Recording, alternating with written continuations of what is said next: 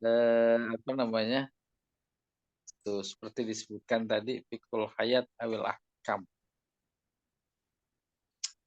Kita langsung saja ini. Arsyadatil ayat ila mayati. Surat Al-Fil memberikan informasi atau petunjuk sebagai berikut. Pertama, hazal khitab wa in kana lin nabi sallallahu alaihi wasallam walakinnahu am. Khitab artinya objek pembicaraan ditujukan kepada nabi, yaitu pada ayat yang berbunyi alam taro. Tuh, khitabnya engkau, maksudnya nabi. Maka si mufasir memberikan komentar begini. Khitab ini meskipun ditujukan kepada nabi, walakinnahu am, tetapi mengandung makna umum. Artinya bukan hanya untuk nabi saja. Hai alam tarau. Artinya, apakah kalian termasuk kita tidak melihat fa'altu, apa yang aku lakukan di ashabil fil, terhadap tentara bergajah. Ai artinya qad ra'aitum zalika. Sungguh engkau mengetahui, bahkan cuma mengetahui, bukan cuma melihat semua hal itu. Tolong dibayangkan, kita ini nggak tahu sama sekali. Nabi juga nggak tahu kan, masih kecil dia. Baru lahir, benar-benar bayi, peristiwa itu terjadi. Tapi redaksi ayatnya berbunyi alam taro.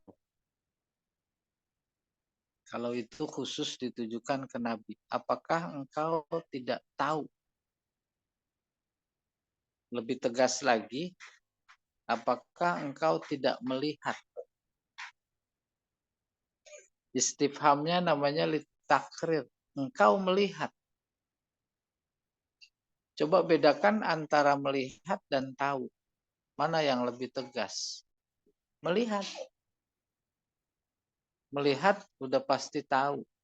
Kalau tahu belum tentu melihat. Jadi begitu dahsyatnya dan besarnya peristiwa itu, sehingga saat kejadian meskipun Nabi masih baru lahir, apalagi kita, tetap itu Allah mempertanyakan, apakah engkau tidak tahu? Baru tinjauan istifham itu litakrir. Engkau tahu.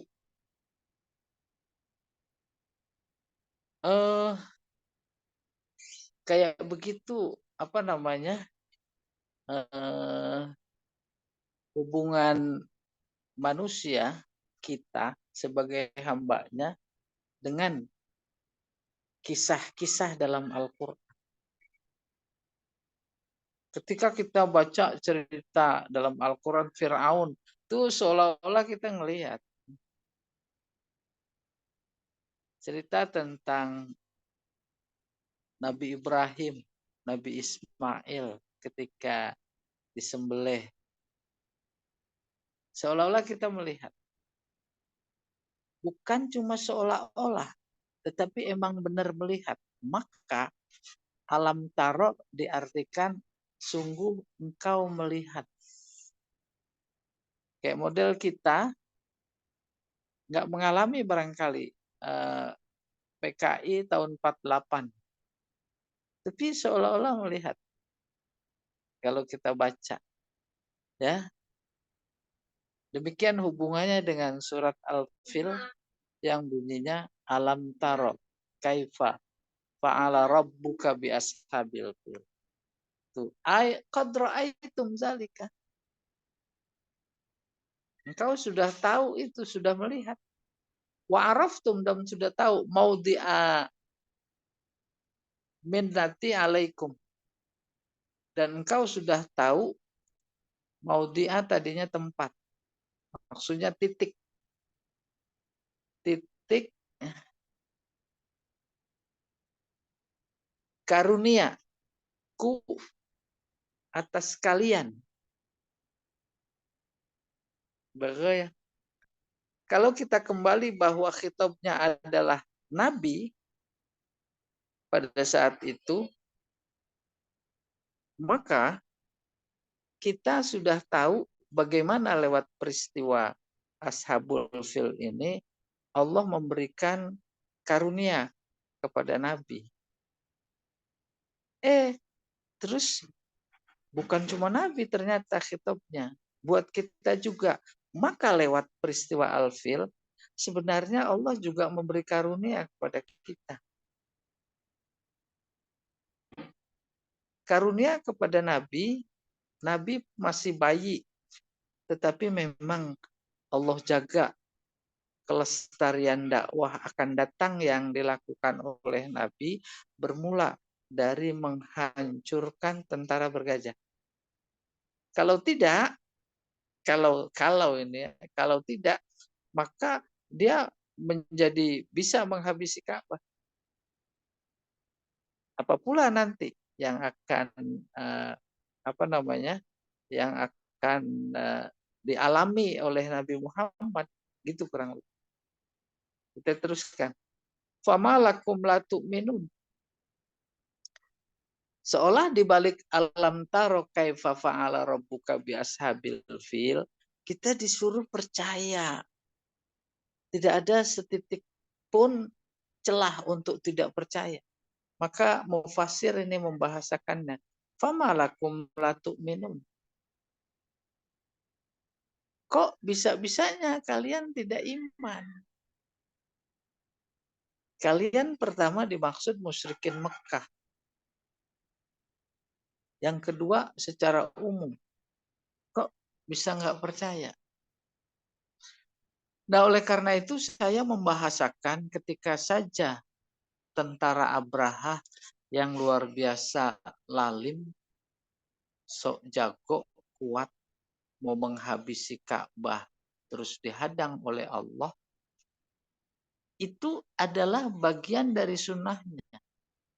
Oleh karena itu, kapan saja, di mana saja, ketika ada kelompok yang sombong dengan kekuasaannya akan menghancurkan, menghabiskan agama Allah, yaitu dengan menghancurkan semua pengikutnya, penganutnya, lewat peristiwa Al-Fil, kita sejatinya memang harus iman. Allah pada saatnya nanti akan bertindak.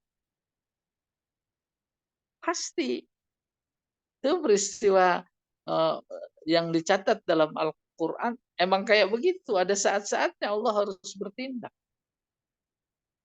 Baik terhadap dulu kaifa fa'ala rabbuka bi'ad, kaum Ad, kaum Samud, kaum Nabi Nuh sebelumnya, kaum Nabi Lut, kaum Nabi Muhammad. Sekarang juga masih umat Nabi Muhammad. Kalau ada saja kekuatan yang lalim untuk mau menghabisi Islam, yaitu menghabisi umatnya, kita menjadi yakin Allah akan bertindak. Kayak apa caranya, cuma Allah yang tahu. Kapan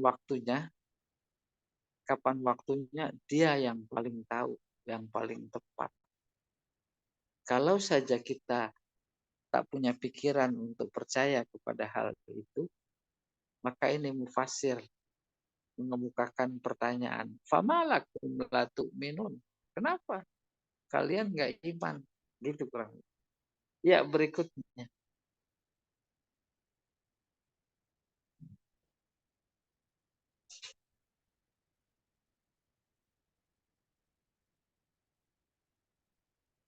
Dallatil waqi'ah ala qudratillah. Peristiwa itu menunjukkan kuasa Allah. As-sani, yang melakukan atau sebagai pelaku. Wa ilmihi, menunjukkan atas ilmunya. Wa hikmatihi, dan hikmahnya.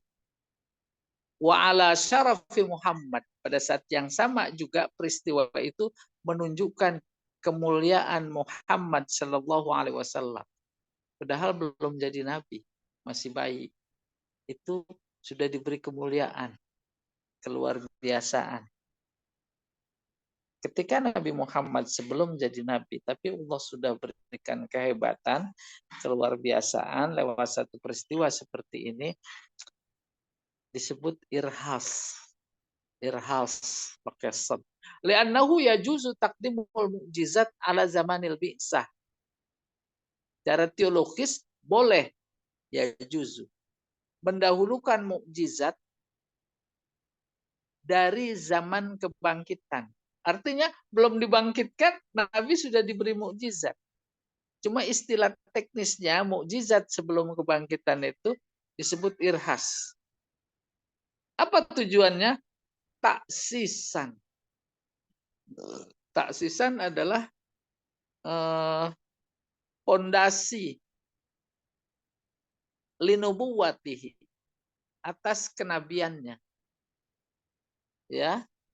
Ini dia wa irhason laha. Istilahnya irhas. Irhas itu kata lain dari mukjizat. Apa bedanya? Mukjizat diberikan kepada nabi setelah dibangkitkan. Tapi yang diberikan sebelum dibangkitkan itu namanya irhas. Walidzalika qalu, oleh karena itu mereka berkata, kanat al-ghamamah tazallu. Oleh karena itu, saat Nabi dilahirkan, itu terjadi mendung. Ghamamah awan. Awan bukan putih, awan hitam. Awan hitam dalam konteks tertentu, itu awan yang mengandung hujan. Maka jadi adem. Tuzilluhu bukan tazil. Tuzilluhu, memayunginya. Diambil dari tafsir Ar-Razi. Qala Abu Hayyan. Abu Hayyan berkata, kana sarfu zalikal adu al-azim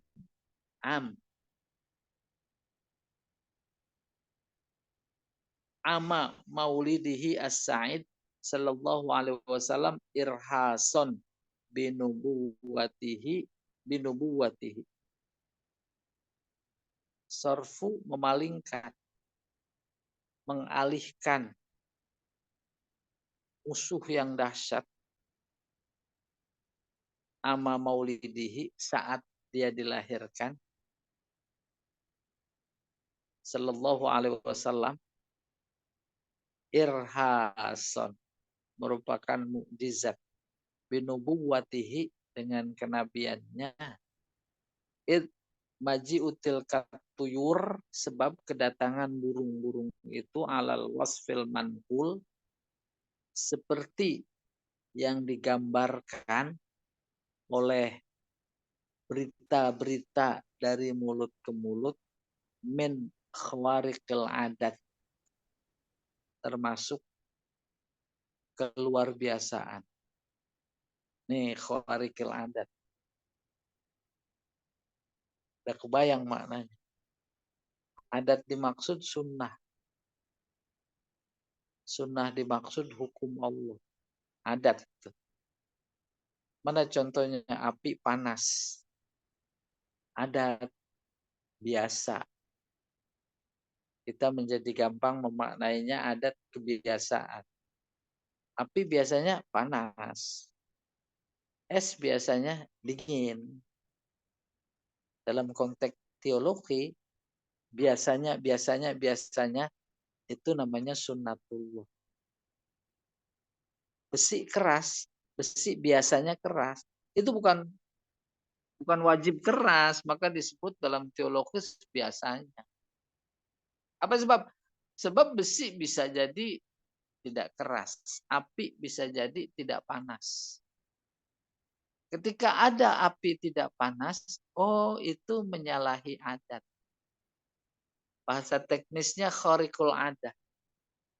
Kata lain dari mukjizat. Sehingga ketika kita nanti mendengar mengucapkan kata-kata khariqul adat, itu di luar kebiasaan.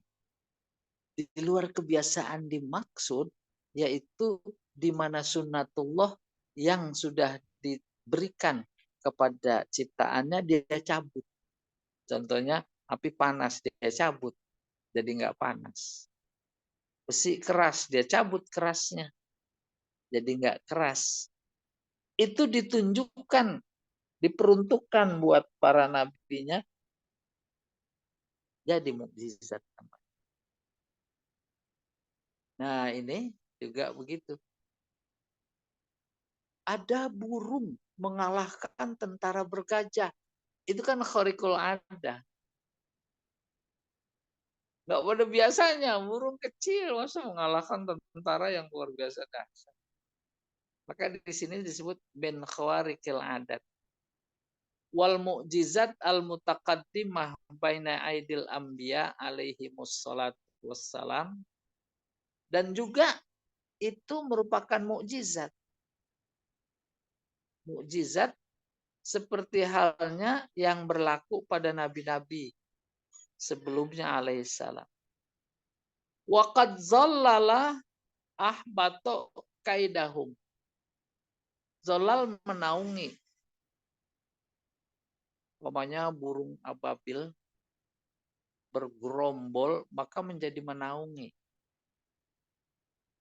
Sehingga Abdul Muthalib ketika ontak sudah dikembalikan yang disita oleh Raja Abraha, langsung dia bergegas ke Ka'bah. Posisi Raja Abraha itu adanya kan di Muzdalifah.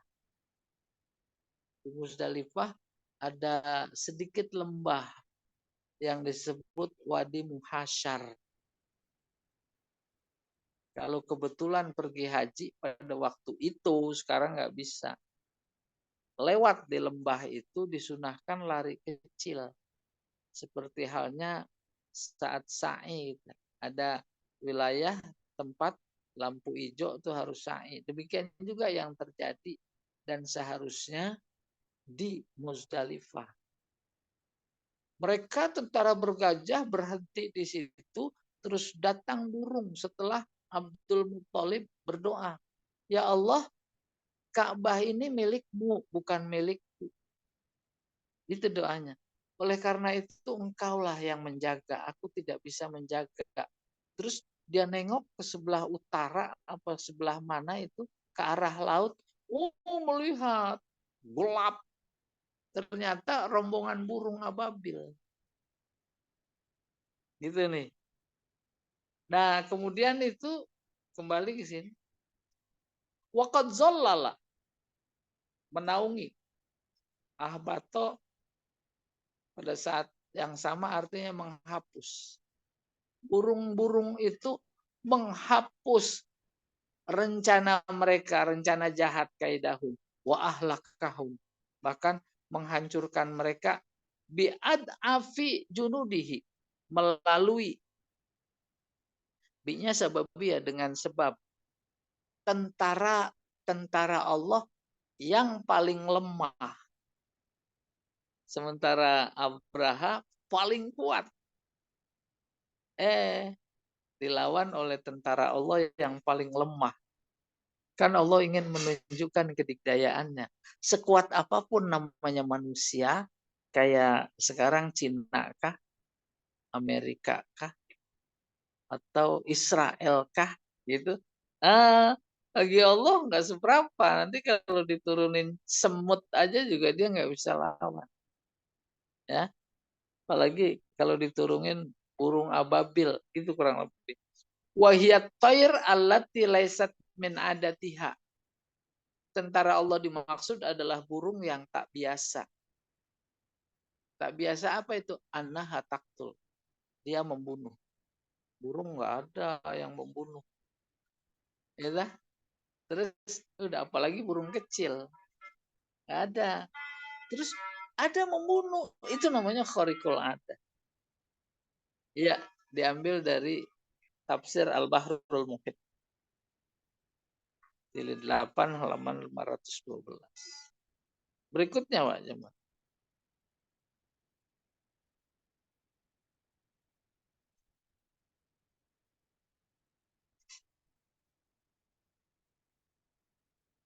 Tiga.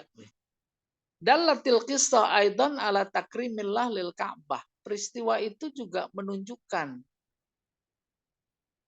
Allah memuliakan Ka'bah, menghormati.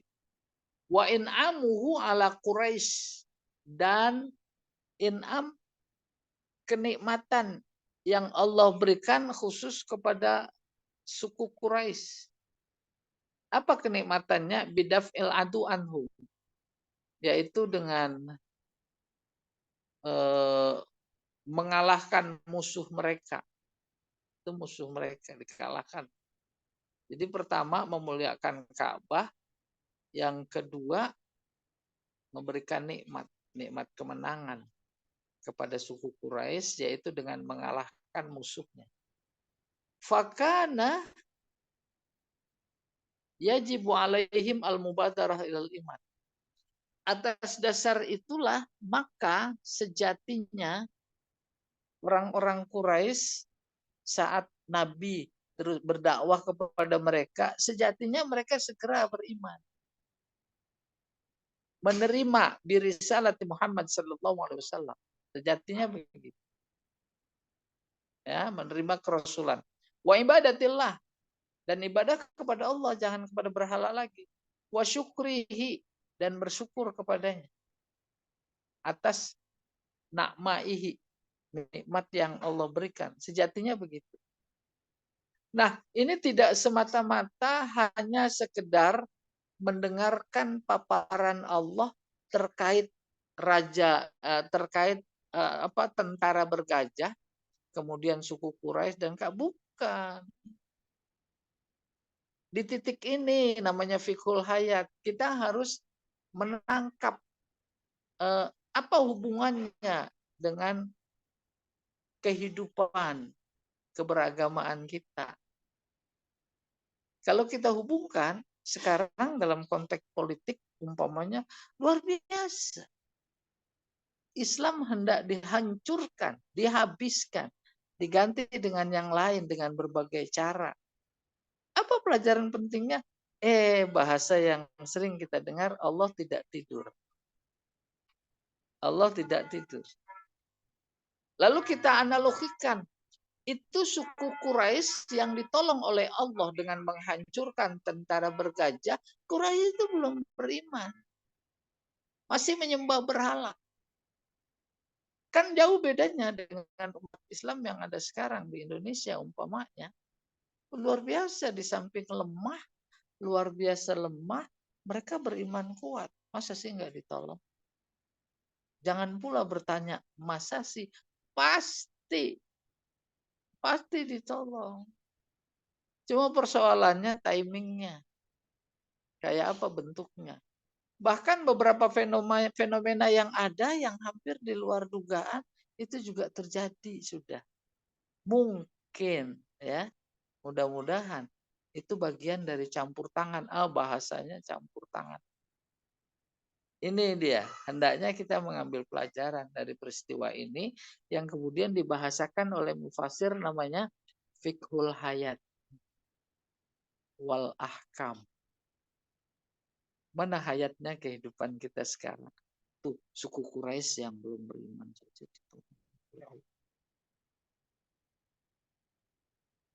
Dalam rangka memberi pelajaran. Nah, pelajaran kepada suku Quraisy, sejatinya saat Nabi Muhammad dibangkitkan, mereka yang pertama kali beriman. Kita juga begitu. Ketika menangkap Allah campur tangan dalam kasus-kasus keumatan sekarang itu, hendaknya kita yang paling dulu bersyukur gitu. Keempat, karena irsalut toir alaihim irhasan lin nabi. pengiriman burung-burung oleh Allah buat Nabi, bukan cuma buat suku Quraisy, buat Nabi. Jadi suku Quraisy dalam konteks irhas ini menjadi luar biasa diuntungkan. Karena itu dalam surat Li'ilafi Quraisy, surat Quraisy itu turun dalam rangka memberikan teguran. Apa tegurannya? Falyabudu robba hazal bait. Tegurannya, jangan Ka'bahnya yang disembah, tetapi yang punya Ka'bah. Itu teguran. Kita juga mudah-mudahan bisa mengambil pelajaran dalam konteks kekinian. Irhasan lin Nabi sallallahu alaihi wasallam. Wa amma ba'da takriri nubuwatihi, adapun setelah ditetapkan sebagai nabi, falam yakun hunaka hajah ilal irhas. Maka udah nggak dibutuhkan lagi irhas. Lidza lam yu'azzib al hujjaj bitakhribil bait. Nah, ini apa maksudnya? Oleh karena itu, lam yu'adzibil hujjaja bitakhribil bait. Oleh karena itu, Allah tidak mengazab para haji dengan cara menghancurkan Ka'bah. Wali annahu lam yakun qasidan. Dan sebab juga Allah memang tidak bermaksud akan menghancurkan. Wa innama arada syai'an akhar. Akan tapi dia menginginkan sesuatu yang lain. Nah, ini harus dipahami. Lam yu'azibil hujjaj. Allah tidak mengazab orang-orang yang berhaji. Bukan orang-orang berhaji setelah Nabi seperti kita sekarang ini, bukan. Sebelum Nabi dibangkitkan, sisa-sisa ajaran Nabi Ibrahim lewat Nabi Musa, lewat Nabi Isa, tentang haji itu masih lekat. Hajinya penuh penyimpangan. Oke? Mereka tawaf tapi telanjang. Mereka ada yang bernyanyi-nyanyi, bersiul-siul. Itu. Sejatinya Allah marah. Kalau Allah marah, bukan mereka saja yang diazab. Ka'bahnya dihancurin biar dia nggak pada tawaf lagi. Tetapi hal itu tidak dilakukan oleh Rasul, oleh Allah Subhanahu wa taala. Tuh, ini dia maksudnya. Liza lam yu'azibil hujjaj bitakhribil bait.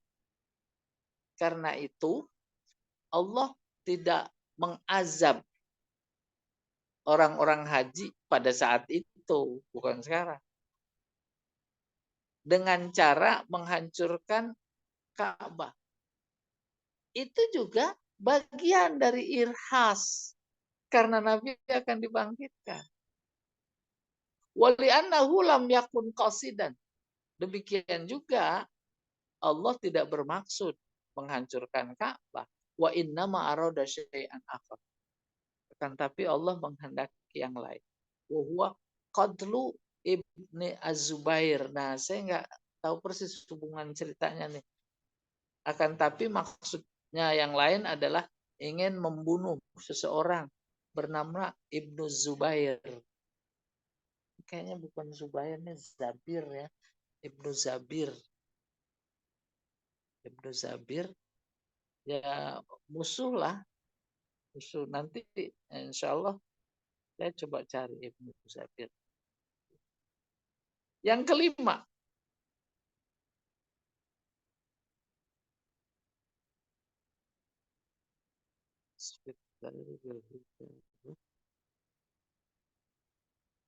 iya. Syubbiha tadmiruhum wa ihlakuhum. Tadmir, penghancuran mereka, tentara bergajah. Dan sama pembinasaan mereka dan menjadikan mereka hancur setelah dilempar oleh burung bil hijarah dengan batu bisuratin qabihah dengan cara kematian penghancuran yang buruk akhirah sangat hina. Kenapa? Tadullu menunjukkan ala hakarati kufrihin, menunjukkan hinanya kekufuran mereka. Kekufuran adalah perbuatan. Kekufuran adalah sikap. Sikap adalah perbuatan. Perbuatan yang bagaimana yang sangat hina. Maka dibalas dengan kehinaan. Yaitu pertama sama burung aja kalah. Hina sekali. Yang kedua yaitu proses penghancuran kematian mereka sangat hina seperti daun yang dimakan ulat. Tuh, itu semua menunjukkan kehinaan kekufuran mereka. Saya mah sekedar kesimpulan pribadi. Baleho besar Habib Rizik dibakar yang nggak nyala-nyala.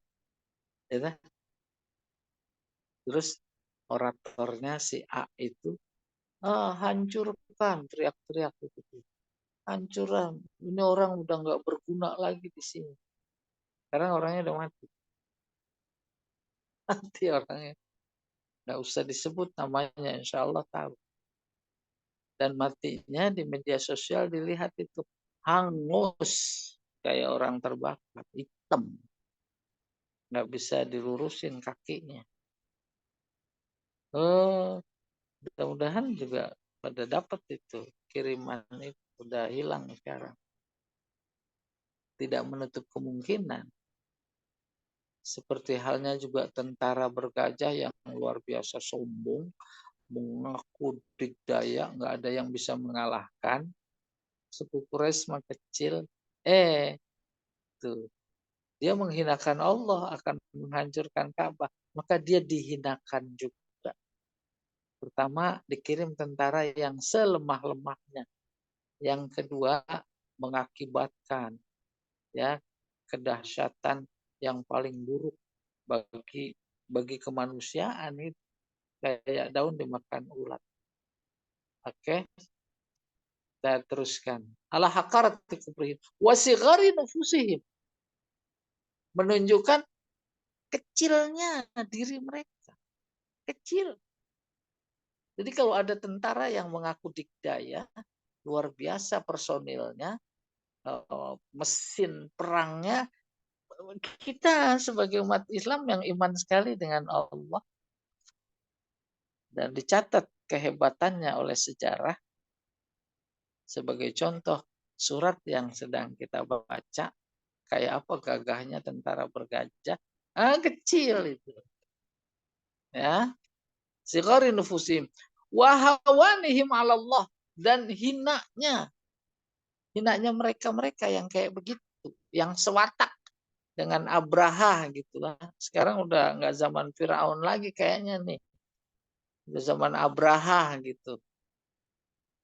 Ya atau tidak, dengan ilmu pengetahuan dan teknologi perangnya hina di sisi Allah. Watilka surah, gambaran kehinaan mereka itu warakun yabis, warak daun, yabis kering, au tibnun ta'sifu bihirri, tibnun daun juga yang ditiup angin. Akalat huddawab, dalam konteks ini dimakan oleh ulat. Warasathu, dan dilumat. Ai kafadlatil bahaim. Artinya seperti fadlat itu kotoran, ya. Kan kelebihan. Fadilah itu kelebihan. Kelebihan yang ada di dalam perut terus dikeluarin. Itu kelebihan sesuatu gitu. Kotoran binatang. Wadzalika yadullu aidon ala fanaihim.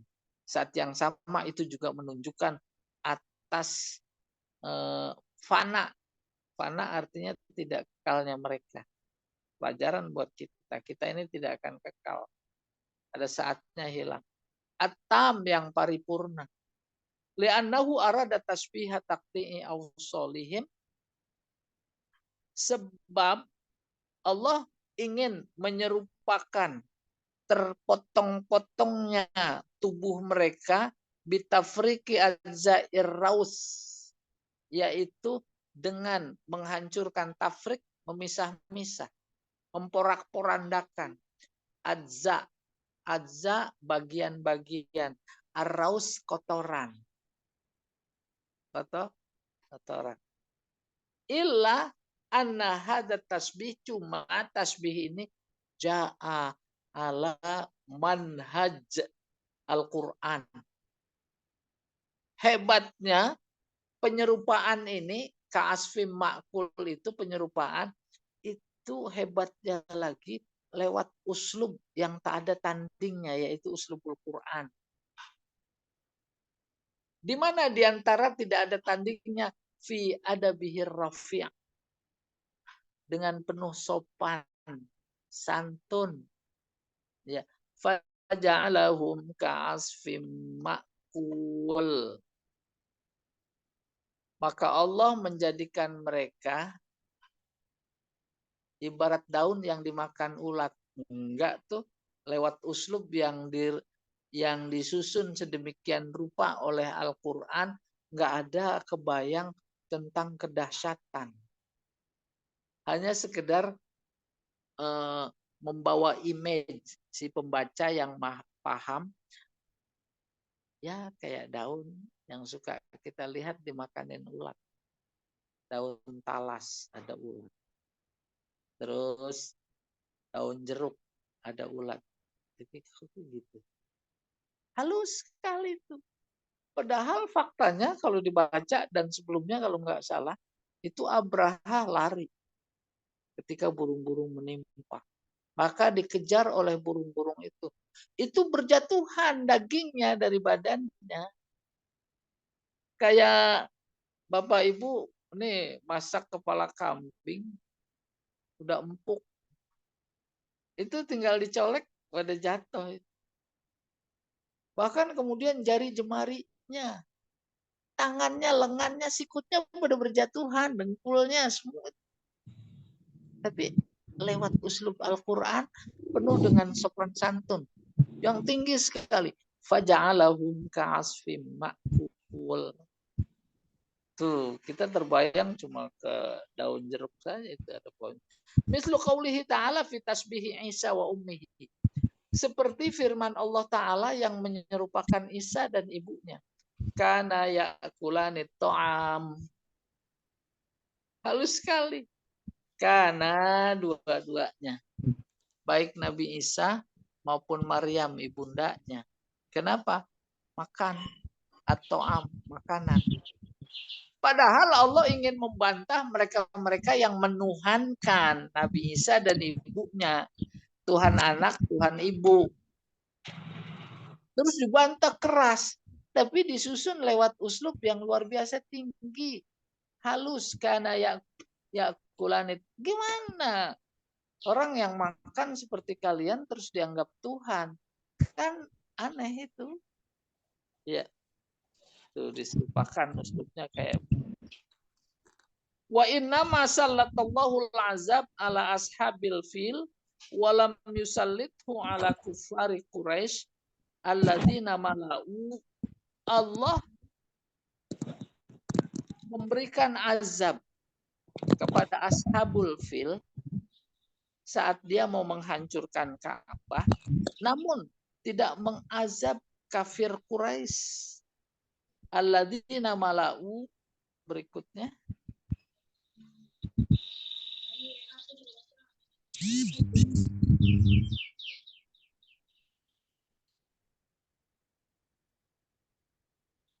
Alladzina mala'ul Ka'bah ausanan. Allah menghancurkan ashabul fil karena mau menghancurkan Ka'bah. Tetapi Allah tidak menghancurkan Quraisy yang memenuhi Ka'bah dengan berhala-berhala. Kenapa? Lianna ashabal fil qasadut takhrib. Sebab tentara bergajah itu bermaksud menghancurkan, maka dia hancurkan. Sementara Quraisy tidak bermaksud menghancurkan. Wahada tu'adu ala haqqil ibad.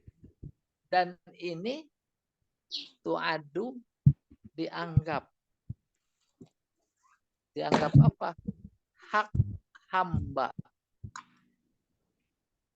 Wa wad'ul ausan fiha qasadu bihi taqarrub ila Allah. Sementara orang Quraisy yang memenuhi Ka'bah luar dalam dengan berhala-berhala, itu dia bermaksud justru mendekatkan diri kepada Allah. Caranya begitu. Yang ada dalam pikiran mereka. Bahkan dianggap dalam Al-Quran, menurut keyakinan mereka, perlu perantara untuk dekat kepada Allah. Perantaranya adalah berhala. Tidak bermaksud menghancurkan Ka'bah. Maka tidak dihancurkan. Tidak apa-apa. Nah, Allah tahu persis siapa di antara anak bangsa ini yang mau menghancurkan dan siapa yang tidak. Tidak mungkin disamakan. Ya tidak? Yakin sekali. Enak ini kalau diceramahin di sana. Apa ini surat Al-Fil di istana. Wa huwa ma'adzalika tu'addu ala haqqillah. Pada saat yang sama, kondisi tindakan musyrikin Mekah atau kafir Quraisy itu dianggap itu hak dia. Hak mereka. Kayak begitu Allah memposisikan persoalan. Itu bukan menghancurkan Ka'bah, maka aku nggak hancurkan mereka. Sebab itu bagian dari hak dia. Di mana haknya? Kan Allah udah bilang di surat Al-Kahfi, man syaa falyu'min wa man syaa falyakfur. Iman itu sama kufur pilihan. Yang mau milih iman silahkan. Itu dimaksud hak. Yang mau kufur silahkan. Tapi beda dengan keinginan ashabul fil, tentara bergajah. Dia ingin menghancurkan Ka'bah, ya aku hancurin. Ya. Gitu. Hakul ibad muqaddam ala hakil. Hak hamba itu lebih didahulukan ketimbang hak Allah. Udah kebayang itu? Kalau Allah saja bagaikan kita manusia karena dikdaya, dia selalu menuntut hak. Ya, sembah aku. Kalau enggak aku hajar. Itu namanya hak. Tapi Allah tidak begitu. Diserahkan kepada manusia. Itu hak dia ketika dia mau menyembah berhala. Itu hak dia. Maka dibiarkan. Oleh karena itu, bagaimana penyadarannya? Dikirim Nabi, dikirim mukjizat, diajak. Kalau dia terima ajakannya, dia dapat pahala. Kalau tidak, maka menjadi berdosa. Kapan dihukumnya? Pada saatnya nanti, yaitu di hari akhir. Ya, jadi ada pelajaran penting. Yang pertama yaitu tentang hak. Ada hak Allah, yaitu disembah. Ada hak manusia, yaitu kebebasan dia untuk melakukan sesuatu. Ada hak hidup. Saya berilustrasi begini. Ketika melakukan sholat, kita ibadah kepadanya, itu kita akan memberikan hak Allah. Memberikan hak Allah. Tapi kemudian ketika kita menyelamatkan orang yang akan celaka, itu hak hamba. Maka hak hamba itu harus lebih dikedepankan ketimbang hak Allah. Hak hamba, contoh gini, di sholat di masjid, Allahu Akbar. Kebetulan masjid jendela semua kelilingnya. Ada di jalan. Jalan ya. Kelihatan. Ada orang buta, jalan, terus kalau nggak ditolong, kecebur dia. Ada sumur atau ada got bahaya. Maka saat itu ada benturan hak Allah dan hak hamba. Hak hamba itu harus ditolong, diselamatkan.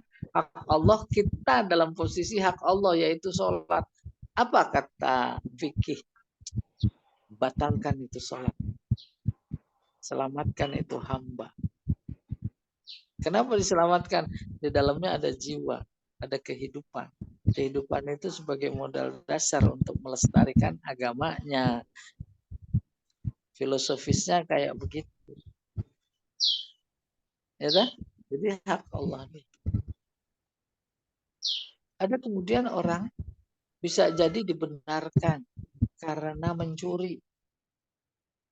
Mencurinya karena kalau nggak mencuri lapar. Itu hak dia tuh, hak hamba. Padahal melanggar hak Allah.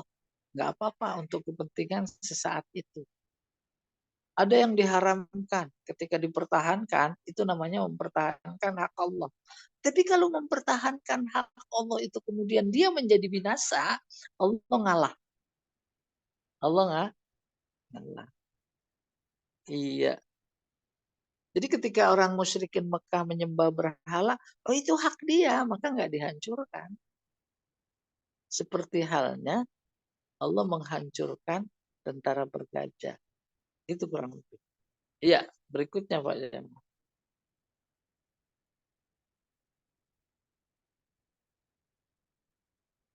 6 ya. Qala Ibnu Mas'ud. Ibnu Mas'ud berkata, "Lamma ramat at-tayru bil hijarah." Ketika burung-burung melempar tentara bergajah dengan batu. Ba'asallahu rihan. Allah mengirim angin. Fadorobatil hijarah. Maka angin itu mendorong batu. Wazadatha syiddatan. Maka menambah keras, kencang jalannya batu. Mas itu yang berkata. Fakanat la taqa'u ala ahad illa halak. Maka karena didorong oleh angin dengan luar biasa keras, tak menimpa siapapun kecuali yang ditimpa itu halak, hancur. Walam yaslam minhum illa rajul min Kindah. Tak ada yang selamat kecuali ada satu dari suku Kindah. Faqala, maka si rajul satu itu berkata, fa innaka law ra'aita walam taraihi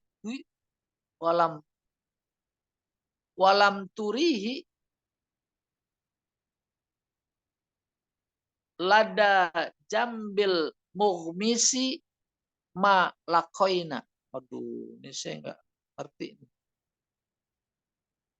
Seandainya engkau melihat, ra'aita, engkau melihat bagaimana proses penghancuran oleh burung ababil kepada tentara bergajah itu. Walam turihi.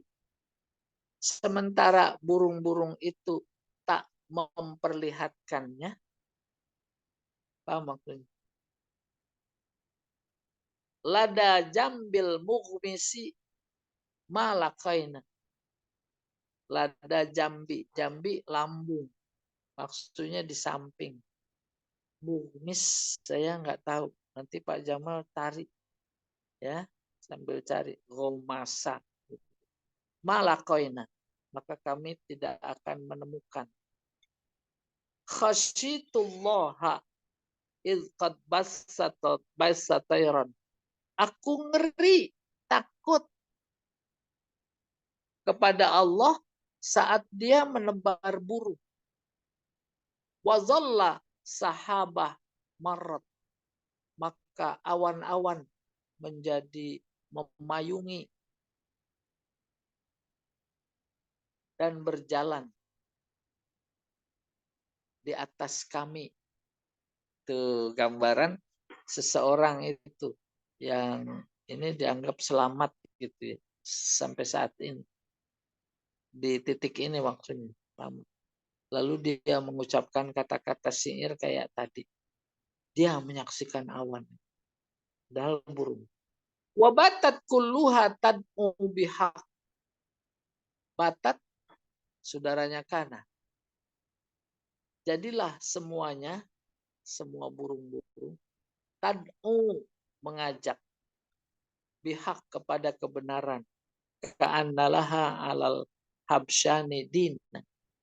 Seolah dia itu, si burung-burung, alal habsyan. Ini kata, gak paham saya. Rupi sama habsyan. Habsyan, ya habsyan ini. Habsyan orang Habsyi. Habsyi, ya Ethiopia.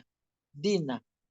Seolah-olah burung yang pada mulanya seperti awan, bergulung-gulung, lalu mematikan pasukan bergajah, seolah mereka itu memberikan dakwah, mengajak kepada penduduk Ethiopia untuk beragama, gitu kurang lebih. Wa yarwi annaha lam tusibhum kulluhum. Dia, si Rajul Kindah tadi, meriwayatkan tidak semuanya mati. Lakinnaha asabat man sya'allahu minhu. Tetapi burung itu mengenai, lemparan itu mengenai orang-orang yang dikehendaki Allah saja.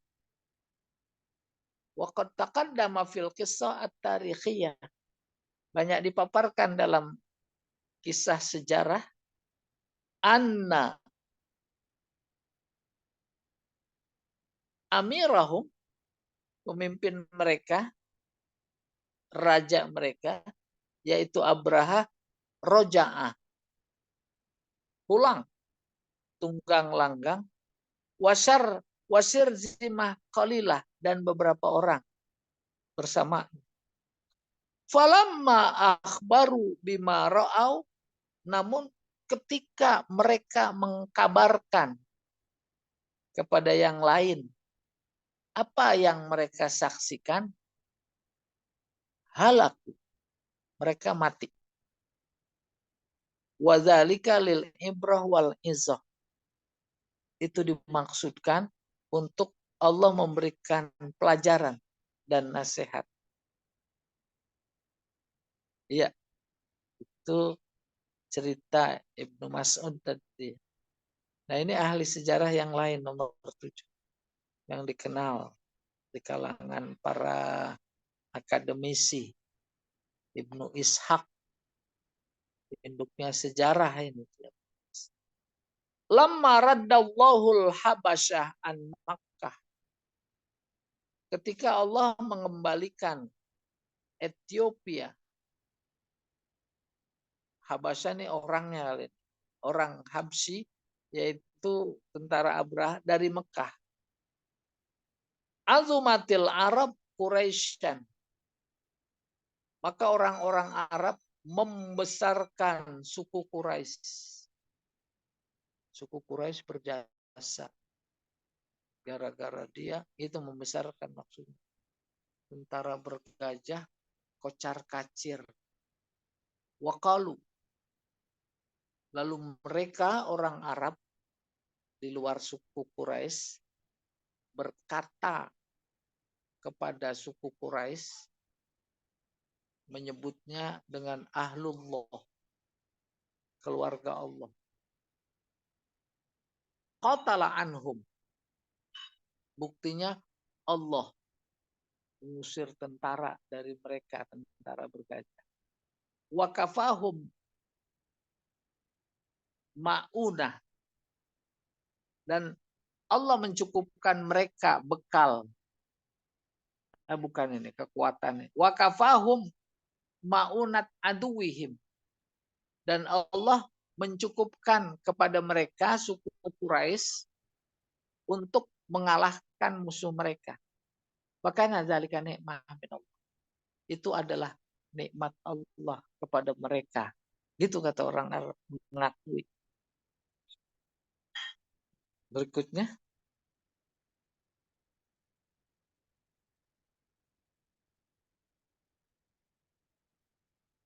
Alhamdulillah. Sudah selesai itu. Selesai itu ya. Selesai. Subhanallah. Baik, Bapak dan Ibu, kita masuk ke termin tanya jawab. Silakan, ada pertanyaan yang ingin disampaikan. Silakan, Pak Edi. Baik, Pak Ustadz. Ya. Di dalam fikul hayat ini, pada poin yang ketiga tadi, ada yang menarik buat saya, yaitu kata-kata sunatullah yang dituliskan dalam al-adat. Al-adat yang terus menggambarkan sebagai suatu keadaan biasanya, seperti api itu rasanya panas, gitu kan? Iya. Terus kemudian ditambahkan lagi dengan kata-kata khairokul adat. Ya, betul. Iya. Pertanyaan saya itu adalah, apakah keadaan yang saat ini di dalam masyarakat kita, apakah bisa kita masukkan ke dalam kata-kata khairokul adat tadi? Gitu, Pak Ustadz. Jadi seperti keadaan yang di luar kebiasaan, seperti terjadinya penyerbuan tentara Abraha yang menuju ke Mekah, itu kan suatu hal yang di luar gambaran kita, sehingga mereka merasa bahwa wah hancur nih Ka'bah gitu. Nah saat sekarang kan kita merasa seperti wah hancur dan nih Islam nih diginiin gitu. Apakah bisa sama diperlakukan seperti kata-kata khairokul adat tadi, Pak Ustaz? Ya itu, Pak Ustaz. Secara harfiah bisa masuk kata kharikul adah. Tetapi kharikul adah yang dimaksud dalam konteks ini, bahasa gampangnya adalah mukjizat. Mukjizat itu bahasa lainnya kharikul adah. Kharikul adah itu artinya menyalahi kebiasaan. Api biasanya panas. Maka panas dicabut. Buat Nabi Ibrahim. Bahwa api menjadi tidak panas, itu kharikul adah. Bahasa lain dari mukjizat. Besi keras. Biasa. Namanya adat, biasa. Ya. Tapi kerasnya dicabut oleh Allah. Menjadi lembek. Buat Nabi Daud. Wa alanna lahul hadid. Ayatnya gitu. Maka dicabutnya keras dari besi, maka besi menjadi tidak keras, itu namanya menyalahi adat. Menyalahi adat, kata lain dari mukjizat. Itu bukan dalam hal-hal yang bersifat tindakan. Contoh begini, umat Islam biasanya dan seharusnya bersaudara dengan sesama umat Islam. Ini enggak musuhan. Ya secara harfiah bisa saja kita kategorikan sebagai khariqul adah, menyalahi adat.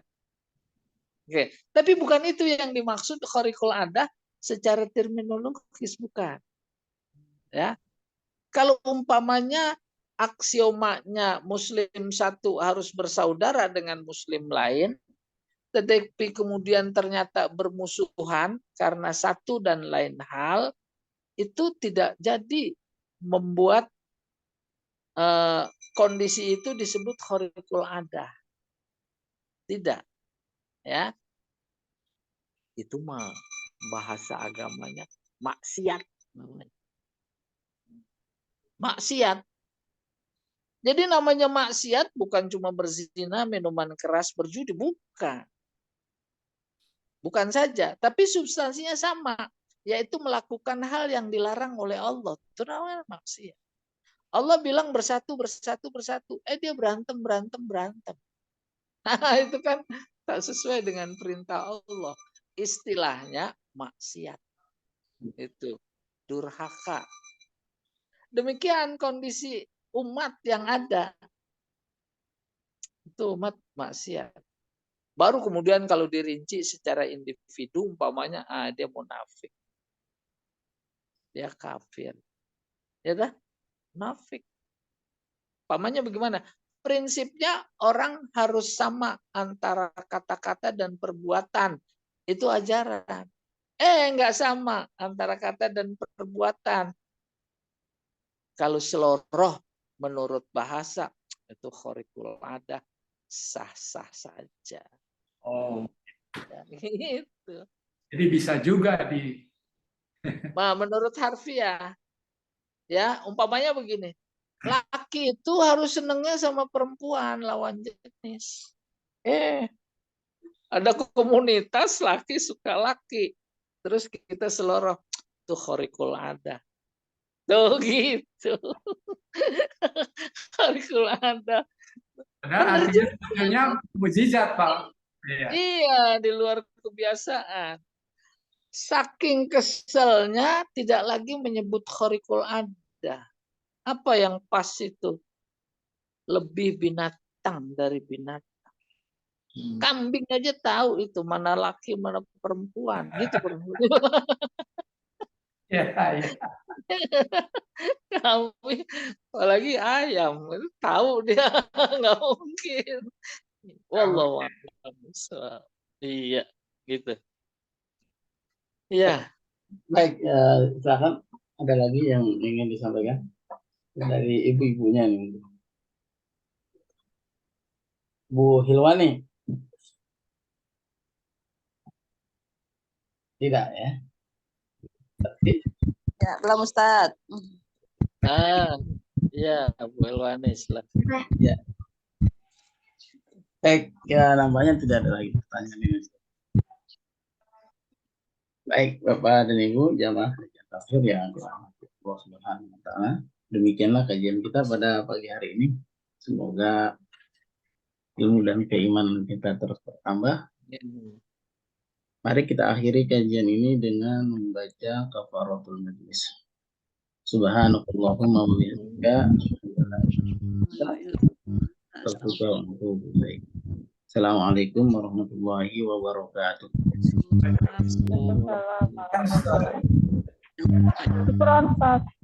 Maaf.